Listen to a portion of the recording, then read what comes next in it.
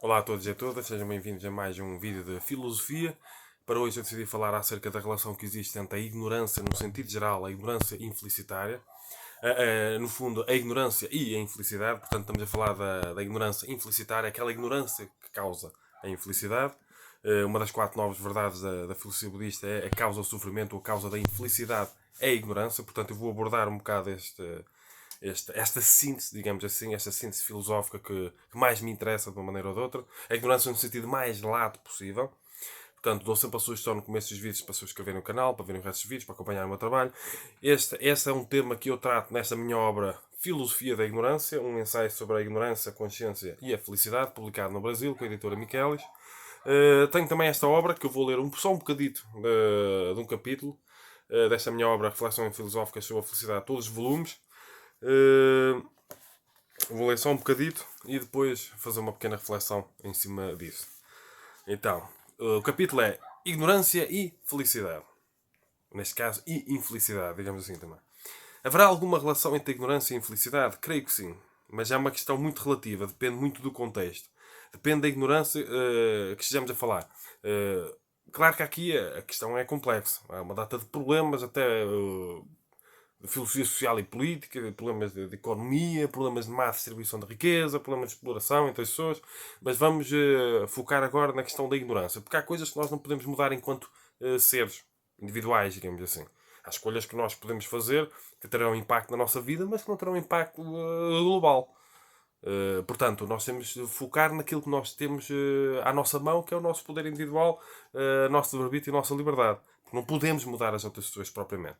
Não dá a forma de obrigar as outras pessoas a serem diferentes. Portanto, se não temos esse poder, não podemos tocar no livre-arbítrio de outras pessoas, de uma maneira ou de outra, nós temos de focar nas escolhas que nós todos os dias podemos ou não fazer com a nossa vida. Podemos não mudar o mundo, digamos assim, apesar de há uma data de coisas que nós temos de ter em conta nas nossas escolhas que têm impacto ambiental, por exemplo. Podemos não mudar o mundo, mas ao menos mudamos o nosso mundo, o que já é bom o suficiente. Então vamos lá. Há pessoas com um elevadíssimo grau académico e, no entanto, sentem-se profundamente infelizes. Há pessoas com um baixíssimo grau académico e, no entanto, sentem-se profundamente felizes. E vice-versa. Portanto, há muitos fatores no meio. Há conhecimentos que servem diretamente para a felicidade e conhecimentos que pouco poderão servir diretamente para a felicidade.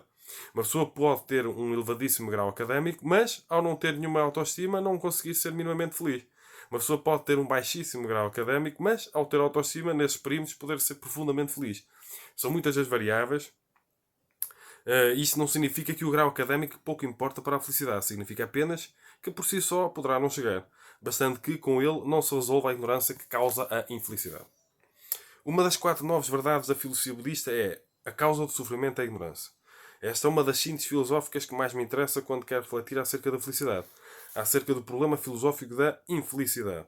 Há filósofos que acreditam que quanto mais se sabe, quanto mais inteligente se é, mais se sofre. Mas eu acredito que não é bem assim. Um dos filósofos é, por exemplo, Schopenhauer. Foi dos primeiros filósofos a trazer a filosofia indiana, digamos assim, para o Ocidente. Dos primeiros a abordar profundamente. A obra O Mundo como Vontade de Representação, por exemplo, é um bom exemplar, digamos assim. Trouxe a filosofia indiana, a filosofia budista, a filosofia do hinduísmo, talvez também do enquadramento do yoga, e isso veio depois inspirar Nietzsche, que depois veio inspirar Freud. E é interessante como o desenvolvimento da psicanálise, de uma maneira ou de outra, foi inspirada, direta ou indiretamente, na filosofia indiana e na sua desconstrução que faz da psique humana. Portanto, é interessante como a filosofia budista, de uma maneira ou de outra, foi, direto ou indiretamente, nos meandros, inspirar a psicologia de uma forma ou de outra, a psicanálise, digamos, de Freud. Porque o Freud foi digamos, um discípulo de Nietzsche, e Nietzsche foi, digamos, um discípulo de Schopenhauer. E Schopenhauer foi, digamos, um discípulo da filosofia indiana. Teve uma influência muito, muito grande. Esta é uma das síntese filosóficas que mais me interessa quando quero refletir acerca da felicidade, acerca do problema filosófico da infelicidade. Há filósofos que acreditam que quanto mais se sabe, quanto mais inteligência é, que eu estava a dizer há bocado, mas eu acredito que não é bem assim. Depende sempre daquilo que se sabe, depende sempre da forma como se usa a inteligência, depende sempre daquilo que se ignora ou não. Há pessoas inteligentíssimas, mas que passam a vida toda a ignorarem-se a elas mesmas. São muito inteligentes para o trabalho que possam realizar, em específico, mas quanto quanto às outras dimensões da própria vida, ignoram quase na totalidade. O problema não é a inteligência, é a forma como é aplicada. Entre aspas. Ora, em que sentido então a causa do sofrimento é a ignorância ou a causa da infelicidade é a ignorância? A causa da infelicidade é a ignorância acontece na medida em que se ignora aquilo que não se deve ignorar quando se quer ser feliz. Pronto. É quase tautológico. Por exemplo, entre outros, se para uma pessoa poder ser feliz não puder ignorar a sua saúde, a necessidade de autoconsciência, autoestima, por exemplo, ignorar essas variáveis, causará necessariamente a própria infelicidade. A causa da infelicidade é a ignorância, não apenas quando se trata de alguma ausência de informações ou conhecimentos necessários para a felicidade, sim, também quando existe uma prática que não colmata as lacunas infelicitárias. Portanto, esta é uma das 4 novas verdades da filosofia budista, que é o sofrimento e a ignorância. Ela pode ser atendida de muitas formas. Eu posso colocar aqui um enquadramento que nem era o que eu tinha inicialmente, mas como ocorreu. Nós temos, por exemplo, desde que nascemos, nós somos mergulhados em arquétipos socioculturais. Nós acabamos por receber de uma forma ou de outra uma formação, uma educação, uma formatação, pressões de uma forma ou de outra, ou repressões e opressões afetivas e sexuais, ou uma pressão da sociedade para sermos desta ou daquela forma, da família, do contexto político, contexto religioso. E isso faz com que nós interiorizemos muitas vezes um ego, uma falsa visão de nós mesmos. Nós somos mergulhados em Maya, aquilo que os indianos dizem é a ilusão. E nós ignoramos muitas vezes a nossa realidade interna.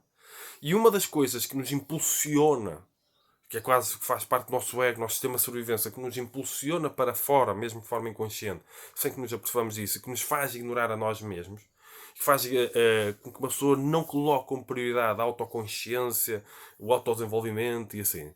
É a energia sexual. Porque a energia sexual, por isso é que eu dou a sugestão do Tantra Yoga, ela inconscientemente ela empurra-nos para fora. Ela empurra-nos para procurar realização no outro, na outra.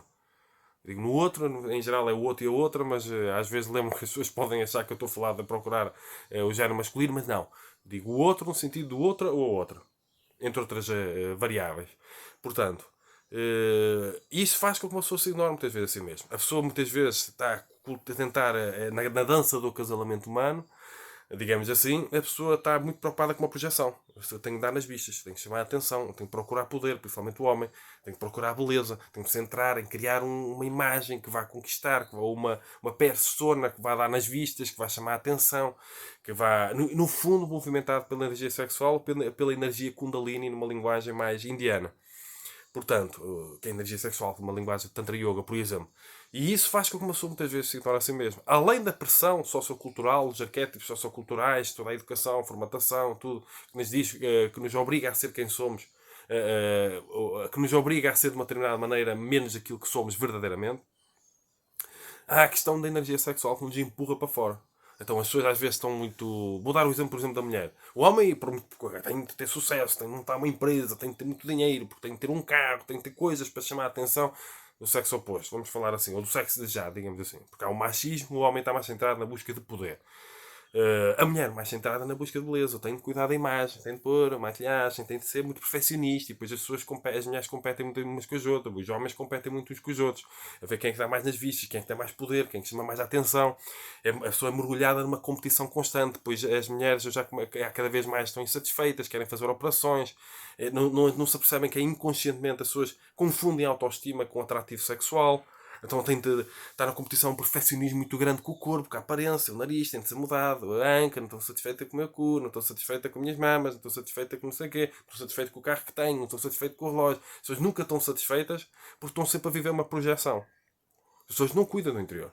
As pessoas chegam a criar a ilusão de que para trabalhar a autoestima têm de criar a imagem que vá conquistar melhor, a imagem seja de aspecto físico, seja de corpo, tudo, vai conquistar melhor ou mais facilmente o objeto de desejo, que é o outro, que é a outra pessoa, para efeitos sexuais. Portanto, nessa projeção para fora, porque a autoestima é uma coisa muito mais profunda, tem muito mais a ver com uma independência emocional, por exemplo. Se eu estou a projetar-me para fora, ao gadinho que as outras pessoas me valorizem, isto não tem a ver com. E vou ter para o ginásio trabalhar, nem da ginásio, seja o que for, trabalhar a imagem o mais perfeito possível, que mais chama o corpo ideal, seja o qual for, eu estou a projetar para fora. Eu, no fundo, estou a alimentar uma dependência emocional. Eu vou tentar criar um corpo ideal para as outras pessoas valorizarem. O corpo ideal. Isso é uma projeção para fora. E muitas vezes a pessoa ignora aquilo que está a sentir profundamente. A sua frustração profunda, o seu vazio existencial, a sua solidão. E nessa sua solidão, a projetar em conquistar o objeto de desejo, que está fora, é interessante. Por isso é que o budismo propõe matar o desejo, matar o apego. Tem tudo a ver com esta infelicidade que a pessoa está afadada por causa da sua projeção para fora. O Tantra Yoga também aborda isso, e até o Taoísmo, filosofia chinesa. E nessa projeção para fora, a outra pessoa vai ser responsável por me trazer felicidade. E estamos nisto, neste jogo que está tudo a viver personas, a viver egos, alter egos, e ninguém volta para dentro. E depois as pessoas não conseguem compreender aquela filosofia do budismo zen de esvaziamento. A questão de esvaziamento não é de não pensar em nada. É retirar todo aquele lixo sociocultural que uma pessoa recebeu desde que nasceu e que cria uma ilusão, um falso eu. Não tem a ver com aquilo que a pessoa é profundamente. Digamos, animicamente, relativamente à sua alma, por exemplo. É lixo sociocultural, é cultura. Cultura que lhe está a reprimir. Cultura que lhe está a dizer que é de uma maneira que não é, profundamente. Cultura que lhe está a causar infelicidade. Pode ter muito conhecimento cultural, seja o que for, mas nenhum conhecimento acerca de si mesmo.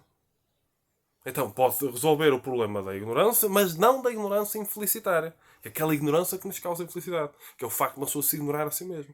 Porque a pessoa está na projeção, a pessoa está para fora. Criar a imagem, vou criar, vou ao ginásio, vou criar aquele corpo, não sei o quê. Inconscientemente a pessoa está a tentar impressionar quem? A si mesma? O sexo oposto ou simplesmente o sexo desejado. E a pessoa não, nesse movimento para fora, a pessoa não consegue resolver o problema de vazio interior, não consegue resolver o problema da falta de autoestima, não consegue resolver o problema da falta de independência emocional, que até conduz a uma falta de independência intelectual, que conduz a uma falta de liberdade intelectual. As coisas estão todas relacionadas. E por isso é que o Tantra, a palavra Tantra significa controle. Eu controlo a energia sexual, a minha energia sexual, a Kundalini, digamos assim, ao invés de ser dominado por ela. A maior parte das pessoas é dominada inconscientemente. Tudo aquilo que faz na vida gira à volta de sexo. É comer e fazer sexo, comer e fazer sexo. No fundo, tudo gira à volta disso, como animais. As pessoas não cultivam o lado, em geral, não cultivam o lado espiritual profundo, o lado intelectual. As pessoas são movimentadas inconscientemente para fora, porque nunca poderão ser felizes, porque não resolvem essa ignorância. Porque a pessoa procura até muito conhecimento, mas é para pintar a cara, que é para fazer não sei o quê, que é para conquistar o sexo oposto ao sexo desejado. Não uma coisa interior profunda. E por isso é que não resolve o vazio. O vazio existencial, o vazio da solidão, que é um problema interior, não é um problema. A pessoa pode estar rodeada de pessoas e sentir-se vazia, sentir-se sozinha. Portanto, o problema não é relacional, o problema é individual, interior. Por isso é que eu dou a sugestão. Estudem o budismo zen, estudem o budismo no sentido geral, estudem o taoísmo, estudem o yoga, o tantra yoga, até o hinduísmo. Podem até estudar o cristianismo, desde que não sei, não virem, não incorporem aquela repressão e opressão que existe lá. Boa ideia que tudo é pecado, tudo é sentimento de culpa, que isso arrebenta com as pessoas. Eu dou a sugestão para estudar. Para não estudar, não estamos só a criar algo que seja para conquistar os outros, algo para nós mesmos. Desenvolvimento interior, desenvolvimento da autoconsciência. Caso contrário, a pessoa nunca deixará de sentir um vazio profundo, uma solidão profunda. Porque tudo o que ela faz é para fora, não é para dentro. É movimento para fora, tudo. Até o exercício que a pessoa faz é para fora, não é para dentro. Mas pronto, estou a chegar ao tempo limite, tenho de ser rápido agora. Vou falar mais depressa ainda do que aquilo que eu falo. Filosofia da ignorância, eu abordo mais ou menos estas questões, abordo a ignorância em diversas vieses, como foi traduzido, entre aspas, um ensaio sobre a ignorância, a consciência e a felicidade. E nessa minha obra, Reflexões Filosóficas sobre a Felicidade, todos os volumes, nesta arma de arremesso, este calhamaço, este tijolo, eu também abordo algumas dessas questões. Eu tenho várias obras publicadas, várias obras publicadas em formato de papel e em formato digital. Deixo na descrição do vídeo no YouTube. No YouTube dou cada aula. Eu dou também cursos online de cada aula. Eu dou a cada pessoa. Deixo também na descrição do vídeo no YouTube. Sigam-me nas outras redes sociais. Instagram, Facebook, LinkedIn, YouTube. Estou nessas plataformas todas. Ajudem a partilhar este vídeo. Ajudem a chegar a mais pessoas. Ajudem, comentem, partilhem, ponham like. Porque é importante para dar sustentabilidade e crescimento ao canal. E se quiserem mesmo contribuir para a sustentabilidade e crescimento do canal, podem fazer doações para o meu MBWay, para o meu IBAN, que está na descrição do vídeo no YouTube. Está quase tudo na descrição do vídeo no YouTube. Portanto, sigam-me nas diferentes redes sociais. Ajudem, partilhem, comentem. Ajudem a chegar a mais pessoas. Sejam felizes e cumprimentos filosóficos.